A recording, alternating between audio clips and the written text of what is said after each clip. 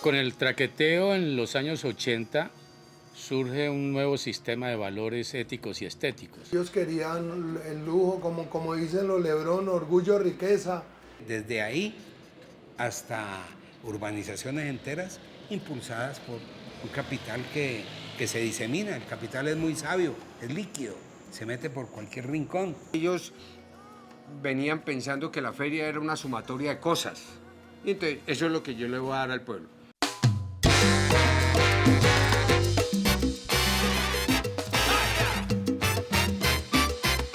El pueblo, solo con su voz es poderoso. El pueblo y su voluntad. ¡Ahí! Un pueblo que ríe y goza. ¡Esto es Cali! ¡Esto es Cali! ¡Muévete, muévete!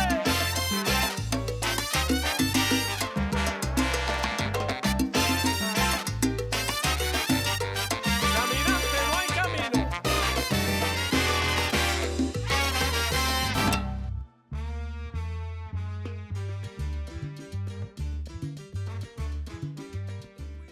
Esos espacios que se vuelven emblemáticos tienen ciertas particularidades. Por ejemplo, las salsotecas son más informales, son más cálidas porque la gente está más cerca una de la otra, las mesas de madera, sencillas, son espacios pequeños. En cambio, las discotecas y los griles, otros, son más espaciosos, son sillas abollonadas, separadas las mesas y los lugares donde se sientan, con una barra muy amplia. Las salsotecas eran una especie de tertuliaderos y como iba gente ligada al mundo académico, al mundo intelectual o al mundo artístico, pues se hablaban temas de política, temas de literatura, artes, cosa que era impensable pues en una discoteca donde estaban los mafiosos hablando sí, de sus cruces, de sus vueltas raras. El narcotráfico en Cali se expresa ante la fiesta de una forma diferente a Medellín. Los dos carteles tienen una forma diferente de rumbear, digámoslo así. Y en Cali las discotecas son muy importantes. Y paralelo a eso siguen estando las tiendas de barrio, siguen estando las discotecas previas a la aparición del narcotráfico, que tienen el tema de los melómanos, que se han preservado a pesar de todos los fenómenos. ¿En qué podía invertirse en una ciudad como Cali? Millonadas de dólares que estaban llegando a partir del narcotráfico. Pues de papaya, territorio. Empiece a comprar fincas enteras, empiece a promover su invasión y lo que fuera, para tener la materia prima fundamental de la especulación urbana inmobiliaria, que es la tierra. Entonces empiezan los procesos de urbanización y todo el mundo se le va apuntando, y dentro de esos los capitales estaban viniendo del narcotráfico y empiezan a aparecer primero las parcelaciones, ¿no? Y luego las urbanizaciones ya generalizadas y desligadas del casco urbano. Así que la entrada del capital de origen del narcotráfico era vía libre para lo que quisieran. Con el traqueteo en los años 80 surge un nuevo sistema de valores éticos y estéticos, es decir, valores relacionados con lo que significa qué es lo bello, qué es lo feo, y valores relacionados con qué es lo bueno, qué es lo malo. Diría que hay una alteración de los valores tradicionales y se imponen unas nuevas prácticas, porque los valores no son solo valores, no son solo creencias. Los valores guían y orientan las prácticas sociales. Como hay tanta plata, hay tanto poder adquisitivo, estos señores compran todo, compran lo que quieren. Electrodomésticos, casas, carros, fincas, toda la parafernalia de artefactos electrónicos que van saliendo, compran hasta la conciencia de los demás. Entonces, el consumo se lleva al límite, ¿sí? a unos límites desproporcionados, exagerados. Esto muestra unos desequilibrios tremendos, porque tenés por un lado una élite consumista en extremo, con todo a su alcance, y por otro lado unos niveles de pobreza extrema que ven, ¿sí?, con envidia de la buena y de la mala eso que está pasando, y que no pueden acceder a esos bienes y a esas mercancías. Este patrón estético se extiende también a la arquitectura. Entonces aparecen casas que son como búnkers grandísimas, en Ciudad Jardín, en La Riberita, en El Ingenio, en distintas partes de la ciudad, que son como búnkers también para protegerse. Representa la más baja categoría de la ornamentación tipo Miami, así con Y, Miami, ¿no? Que era ornamentación aplicada encima de la arquitectura, de arquitectura disfrazada. De edificios con mármol, empieza a generarse como una separación entre las clases y entre los estratos. Aparece todo ese modelo de estratificación socioeconómica también, que si bien es muy bueno, también genera unas tensiones porque empezamos a absorberlo más y a decir que la gente tiene un estrato, cuando el estrato es solo del inmueble. Pepe Santa Cruz se mandó a hacer un edificio, una casa, para él residir, igualito al Club Colombia, a partir de que a él le negaron el ingreso al Club Colombia como socio. Entonces, él quería reivindicar su nombre haciéndose una espantosa casa que imitaba estos volúmenes cúbicos del Club Colombia. Así que desde ahí hasta urbanizaciones enteras impulsadas por un capital que se disemina. El capital es muy sabio, es líquido, se mete por cualquier rincón, sin nombre. Si uno analiza cómo ha sido la gentrificación y las rutas turísticas de Medellín post-narcotráfico y las rutas turísticas en Cali post-narcotráfico, la salsa es la que salvó a Cali. Si no, tendríamos la ruta de Pacho Herrera o la ruta de los Rodríguez. Y iríamos a ver la casa de los Rodríguez. Pero la salsa salva a Cali porque es un patrimonio cultural.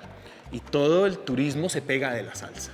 A principios de los años 80 en Cali, los festivales de orquesta comienzan como un nuevo espectáculo para la feria en diciembre, que le da otro aire, otra dinámica, otra expansión a la salsa. Y entonces empieza a generarse un nuevo rasgo de la cultura salsera en la ciudad. Y es que los melómanos, los salseros, pueden tocar un instrumento que es muy versátil para aportarlo y relativamente fácil para tocarlo. Oye, Hilda, dame 200 de tomate, 300 de cebolla y un puñado de cilantro con cimarrón. Ajá. Los festivales de orquesta comienzan a principios de los años 80 en Cali como un nuevo espectáculo para la feria en diciembre, que le da otro aire, otra dinámica, otra expansión a la salsa. Cuando yo llego a la feria era cabalgata, eran los clubes, Club Colombia, Club Campestre, Club San Fernando, donde ellos tenían una programación y eso era la feria, y era la feria como de la clase alta. Entonces ellos tenían el derecho a divertirse del 25 de diciembre al 2, porque la feria era hasta el 2. Entonces yo llego y digo, bueno, nosotros tenemos que tener como una participación popular y que comience a llamar la atención. Entonces fui como transformando todos esos conceptos de hacer feria. Entonces ellos venían pensando que la feria era una sumatoria de cosas. Y entonces eso es lo que yo le voy a dar al pueblo. Y yo dije, tenemos que comenzar a crear algo. Entonces, primero un festival de orquestas. La idea no fue mía de crear el nombre Festival de Orquestas, ya lo tenía el Carnaval de Barranquilla. Allá ya lo hacían el Festival de Orquestas. Lo hicimos con la participación internacional. Las orquestas que vinieran internacionalmente, por obligación, tenían que ir al Festival de Orquestas.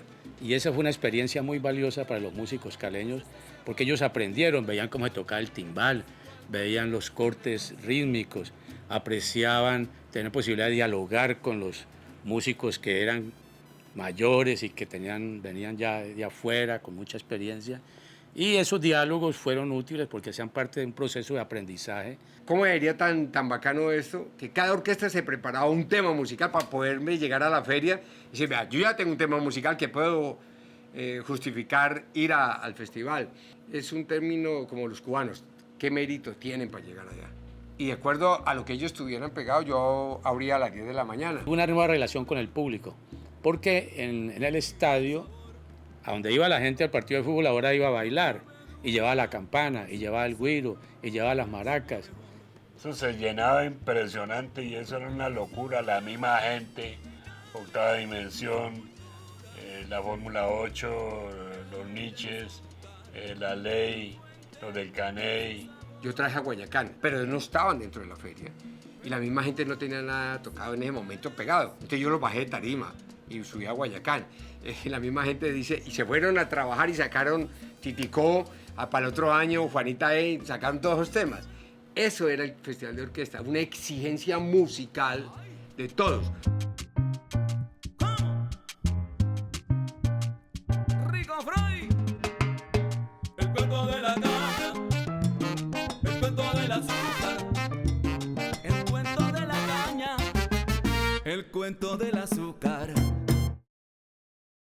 La feria, una explosión de alegría de muchas orquestas nacionales e internacionales, incluyendo las orquestas locales, que tenían un grandísimo auge para ese tiempo.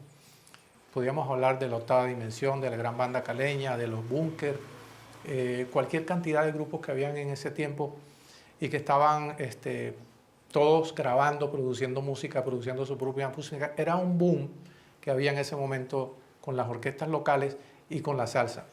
Y un dato curioso era que todas esas orquestas sonaban en la radio. Era un tiempo de mucha abundancia y de mucha prosperidad musical porque la radio se ocupaba de comunicar la música que los creativos, los músicos estaban haciendo en ese tiempo. Era sin duda alguna un tiempo muy bonito. Grupo Nietzsche tampoco estaba. Jairo ya había hecho un tema en Bogotá. Ellos vivían en Bogotá. Cuando viene a Cali ya me conoce. Ahí nos conocemos a través de la feria. En Juan Pachanga Charanga estaban los músicos y yo me iba con Jairo por la noche a Juan Pachanga a sacar a Fabio Espinosa, trompeta, a sacar a los músicos para ir montando Grupo Nietzsche. Larry Landa se da cuenta que estábamos sacando y montando o reinventando otra vez el Grupo Nietzsche y es ahí donde comienza realmente a fortalecer el Grupo Nietzsche. Grupo Nietzsche en Cali, la llegada a Cali a ellos fue muy importante porque ellos en Bogotá sonaban como una vaina muy, desde el punto de vista sonora, de la sonoridad era muy pacífico. Ellos se vuelven en Cali ya con un sonido mucho más internacional. La llegada del Grupo Nietzsche aquí a Cali fue una ventaja para las orquestas de acá. ¿Por qué? Porque Jairo comenzó a cobrar lo que valía. Entonces eso ayudó que las orquestas de acá cobráramos. Ya, por ejemplo, uno iba a tocar un baile, le exigían 3 salidas. Entonces Jairo comenzó a exigir 1 o 2 salidas, máximo 2 salidas. Entonces nosotros también de ahí nos pegamos para cobrar, sí, 1 o 2 salidas. Ojo, la importancia de tener el sentido de pertenencia. Barranquilla tiene el sentido de pertenencia. Nunca habían invitado un grupo de aquí del interior. Llevaban al Grupo Nietzsche. Y ahí coincidimos con el primer Festival de Música del Caribe, en Cartagena, que era Paco de Leones. Tocamos en Barranquilla y nos fuimos a Cartagena y estaba Larry Harlow. Jairo no quería dejar subir a Larry Harlow a tarima, a tocar con ellos en el piano, hasta que lo convencimos. Allá en Cartagena nace el Cali Pachanguero. Entonces, como Cali se fue volviendo a través del Festival de Orquestas, buscando una sonoridad, fue la salsa. Aquí a Cali han llegado una cantidad de temas, de ritmos, que llegan, se posesionan, pero no duran lo que ha durado la salsa. Yo desde que me conozco, Cali es salsera, siempre ha sido salsera. Y hoy en día Cali tiene un auge de la salsa impresionante. Vea usted todos los sitios que se llenan de salsa. ¿Por qué? Porque el caleño siente la salsa y porque todo el mundo quiere venir a Cali a bailar y a oír salsa. El espacio de la oportunidad que se le dio desde la Feria de Cali como institución fue importante para que todas las orquestas comenzaran a hacer eso, a buscar sus temas, a hacer sus cosas. Esa es una. Creo que también el Grupo Nietzsche, que se formara en Cali, se hiciera y todo el mundo viera cómo el grupo Nietzsche comenzó a recorrer el mundo, cómo Guayacán. Llegó un momento que todas las orquestas de Cali que yo tenía en la feria estaban en Nueva York.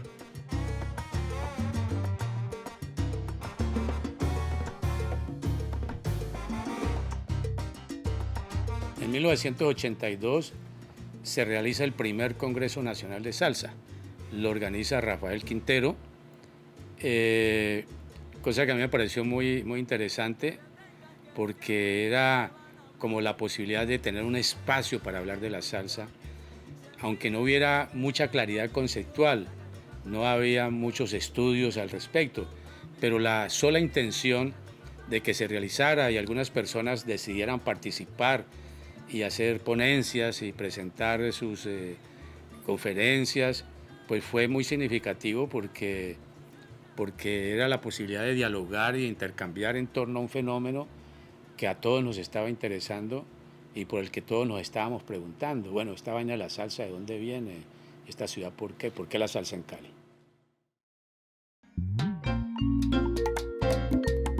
El primer Congreso Nacional de Salsa que organizó Rafael Quintero fue muy importante porque creó un espacio de diálogo, de intercambio de ideas. Yo no participé como expositor, asistí para ver cómo era la cosa, me pareció interesante, se escuchaba música también, pero al mismo tiempo yo ya había empezado a investigar la salsa de una manera muy básica, por mi cuenta, estaba leyendo y estaba haciendo registro, tomando notas de algunas cosas que yo veía.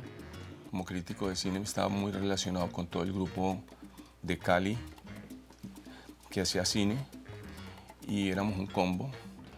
Me llevaron como combo a dos sitios que fueron muy importantes en la historia de Cali, como Honca Monca y como el Séptimo Cielo. Yo en el Séptimo Cielo allá me salí impresionado enormemente de la forma de baile que había, de la destreza que había para bailar, del encantamiento que había. Y a través de un amigo mío que se llama Oscar Barberena, se nos ocurrió, hagamos un congreso, hagamos un evento para reunir todos esos bailarines. Se hizo en la Cámara de Comercio, recogimos todos esos bailarines, recogimos a Evelio Carabalí, que era como la superestrella de ese momento y del pasado también, a Esmeralda, que era su pareja, Felipe Veintemillas. Precisamente del hecho cultural que había allí, Oscar Barberena me dijo, ¿por qué no ponemos un sitio de salsa? Y de allí nació Convergencia. Ese sitio también era muy diverso, porque asimismo llegaban políticos, llegaban pintores. Bueno, fue una comunidad intelectual, el rector de la Universidad del Valle. Mucha gente se estaba preguntando por qué la salsa en Cali. Y venía gente de otras partes y llegaba a la universidad y todo el mundo se extrañaba. Bueno, pero ¿por qué la salsa aquí en Cali? ¿Por qué en Bogotá no? ¿Por qué en Medellín no? ¿Por qué en otras partes no es así como aquí, que es tan evidente, ¿no? Creo que aquí hubo muchas influencias, ¿no? Buenaventura tiene un papel determinante porque por Buenaventura entró la salsa. Los marines llegaban a Buenaventura, traían el disco, lo dejaban donde Próspero. Esa era una zona de tolerancia. Entonces ahí en la pilota ellos dejaban el disco, pero ese disco se venía a Cali. Y aquí había un sitio, un bar de pura sonora matancera que era Oriente, que daba en la calle 15. Había otra discoteca en la 15 con tercera, Natalie, se llamaba Natalie. Entonces todo el mundo venía a tirar paso y comenzó ya la salsa a pegar. Desde los 80, 90 la gente regala bala. ¿Qué es lo que está pasando en Cali con todos un melómano? De los manes de Nueva York que tenían las pastas, decían, ¿y por qué no lo hemos hecho aquí? Y lo hemos hecho en Cali. Entonces me tocó hacer la de Nueva York, la de Puerto Rico, el de Panamá, porque arrancamos de primero en los 80, porque ellos no valoraron nunca los discos como nosotros, que para mí decía, pero ¿y por qué no se dio? Porque ellos tenían los manes en vivo. Entonces tenían a Johnny, entonces para ellos normal es el man salía a comprar el pan y uno había Pacheco en la esquina y vi al otro man en la esquina, entonces los manes para ellos es, mientras que uno aquí es, uy, Pacheco, entonces bueno, no tengo a Pacheco, pero tengo todos sus discos, y mitificaba uno eso. El tiempo que no para, del valor para mis alas, esta tierra que es lejana, que trabajo y que me ampara, lo que soy.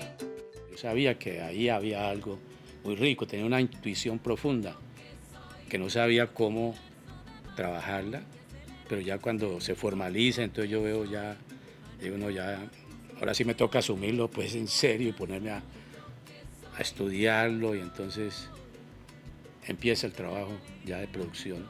Soy una mirada de amor antes que se acabe el día. Lo que soy, lo que yo soy no tiene precio, ni etiqueta ni factura. Que no.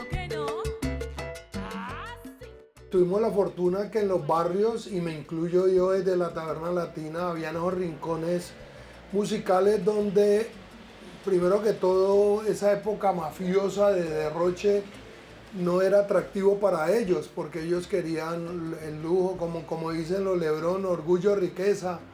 Entonces nosotros nos refugiamos primero con la calidad musical y segundo con esos espacios modestos, y no fuimos permeados por esa onda del narcotráfico, y ahí resistimos. Con buena música, con vainas informales, y sobre todo porque empezaron a volcarse hacia esos espacios la gente de las universidades, porque al final no teníamos acceso a los grandes griles con las orquestas y con toda esta seguridad y parafernalia que montaba esta onda mafiosa. Entonces yo creo que fue un momento muy valioso y nosotros fuimos felices, estábamos como por fuera de toda esa película que se estaba dando en la ciudad, y el resultado es que después de que termina eso, renacen las salsotecas, la memoria, estamos ahí como en una trinchera y volvemos a salir y sigue la música desde los barrios, y mira el resultado ahora en el nuevo milenio. Mientras en las salsotecas se vivía intensamente la relación con la salsa, que no se oía en las discotecas y en los griles, y mientras en los festivales de orquesta asistía un público masivo a presenciar la música en vivo de orquestas locales e internacionales, en las discotecas de donde asistían los narcos, pues empiezan a aparecer formas de violencia producto de sus vendetas internas, producto de la guerra entre los carteles. Como estos señores venían del barrio popular en su mayoría y tenían una relación íntima con la salsa, pues iban a escucharla y a disfrutarla en esos espacios. Y los enemigos sabían que iban ahí. Entonces sabían cómo ubicarlos y localizarlos, y por eso se producen muchas balaceras y muertes a la entrada o la salida de las discotecas. Una mentira.